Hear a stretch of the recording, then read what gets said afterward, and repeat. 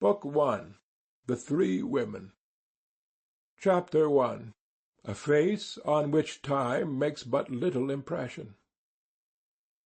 A Saturday afternoon in November was approaching the time of twilight, and the vast tract of unenclosed wild, known as Egdon Heath, embrowned itself moment by moment. Overhead, the hollow stretch of whitish cloud shutting out the sky was as a tent which had the whole heath for its floor. The heaven being spread with this pallid screen, and the earth with the darkest vegetation, their meeting line at the horizon was clearly marked. In such contrast the heath wore the appearance of an instalment of night which had taken up its place before its astronomical hour was come. Darkness had to a great extent arrived hereon, while day stood distinct in the sky. Looking upwards, a furze-cutter would have been inclined to continue work. Looking down, he would have decided to finish his faggot and go home. The distant rims of the world and of the firmament seemed to be a division in time no less than a division in matter. The face of the heath by its mere complexion added half an hour to evening. It could in like manner retard the dawn, sadden noon, anticipate the frowning of storms scarcely generated, and intensify the opacity of a moonless midnight to a cause of shaking and dread. In fact, precisely at this transitional point of its nightly roll into darkness, the great and particular glory of the Egdon waste began, and nobody could be said to understand the heath who had not been there at such a time. It could best be felt when it could not clearly be seen, its complete effect and explanation lying in this and the succeeding hours before the next dawn. Then, and only then, did it tell its true tale. The spot was indeed a near relation of night, and when night showed itself, an apparent tendency to gravitate together could be perceived in its shades and the scene. The sombre stretch of rounds and hollows seemed to rise and meet the evening gloom in pure sympathy, the heath exhaling darkness as rapidly as the heavens precipitated it. And so the obscurity in the air and the obscurity in the land closed together in a black fraternization towards which each advanced half-way. The place became full of a watchful intentness now, for when other things sank blooding to sleep, the heath appeared slowly to awake and listen. Every night its titanic form seemed to await something, but it had waited thus unmoved during so many centuries, through the crises of so many things, that it could only be imagined to await one last crisis, the final overthrow. It was a spot which returned upon the memory of those who loved it with an aspect of peculiar and kindly congruity. Smiling champagnes of flowers and fruit hardly do this, for they are permanently harmonious only with an existence of better reputation as to its issues than the present. Twilight combined with the scenery of Egdon Heath to evolve a thing majestic without severity, impressive without showiness, emphatic in its admonitions, grand in its simplicity. The qualifications which frequently invest the façade of a prison with far more dignity than is found in the façade of a palace double its size lent to this heath a sublimity in which spots renowned for beauty of the accepted kind are utterly wanting. Fair prospects wed happily with fair times, but alas, if times be not fair! Men have oftener suffered from the mockery of a place too smiling for their reason than from the oppression of surroundings over-sadly tinged. Haggard Egdon appealed to a subtler and scarcer instinct, to a more recently learnt emotion than that which responds to the sort of beauty called charming and fair. Indeed, it is a question if the exclusive reign of this orthodox beauty is not approaching its last quarter. The new vale of Tempe may be a gaunt waste in Thule. Human souls may find themselves in closer and closer harmony with external things wearing a sombreness distasteful to our race when it was young. The time seems near, if it has not actually arrived, when the chastened sublimity of a moor, a sea, or a mountain will be all of nature that is absolutely in keeping with the moods of the more thinking among mankind.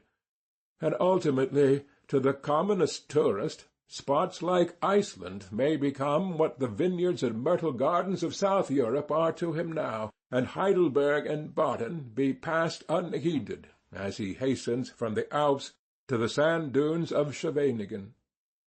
The most thorough-going ascetic could feel that he had a natural right to wonder on Egdon.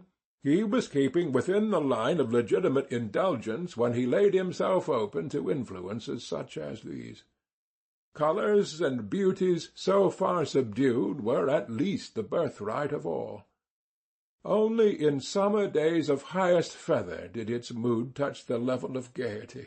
Intensity was more usually reached by way of the solemn than by way of the brilliant, and such a sort of intensity was often arrived at during winter darkness, tempests, and mists. Then Egdon was aroused to reciprocity, for the storm was its lover, and the wind its friend.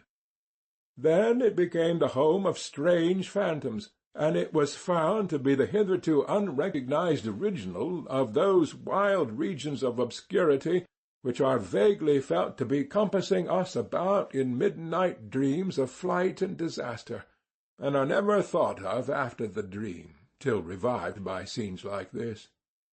It was at present a place perfectly accordant with man's nature, neither ghastly, hateful, nor ugly, neither commonplace, unmeaning, nor tame, but, like man, slighted and enduring, and withal singularly colossal and mysterious in its swarthy monotony. As with some persons who have long lived apart, solitude seemed to look out of its countenance. It had a lonely face, suggesting tragical possibilities. This obscure, obsolete, superseded country figures in Doomsday.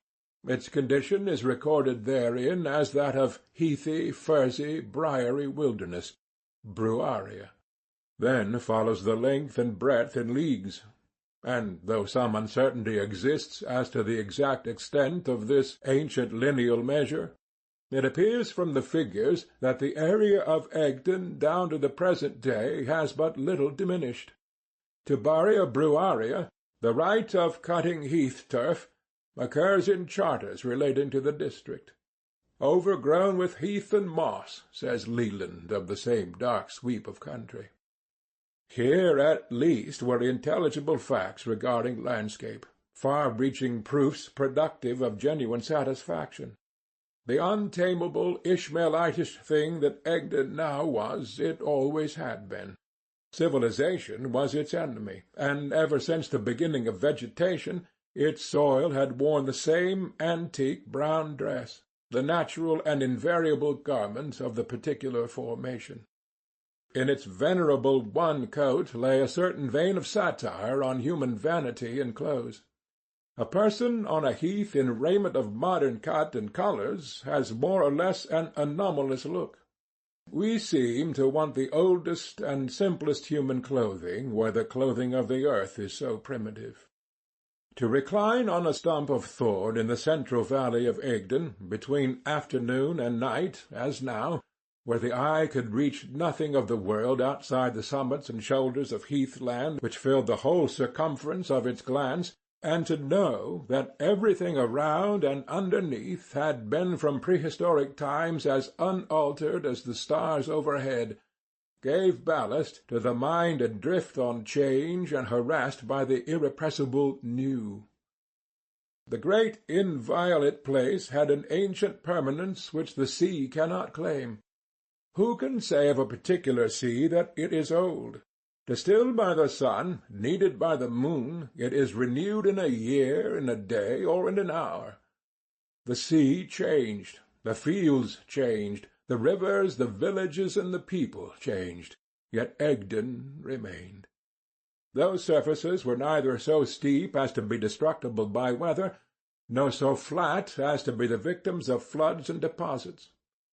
With the exception of the aged highway, and a still more aged barrow, presently to be referred to, themselves almost crystallized to natural products by long continuance, even the trifling irregularities were not caused by pickaxe, plough, or spade, but remained as the very finger-touches of the last geological change.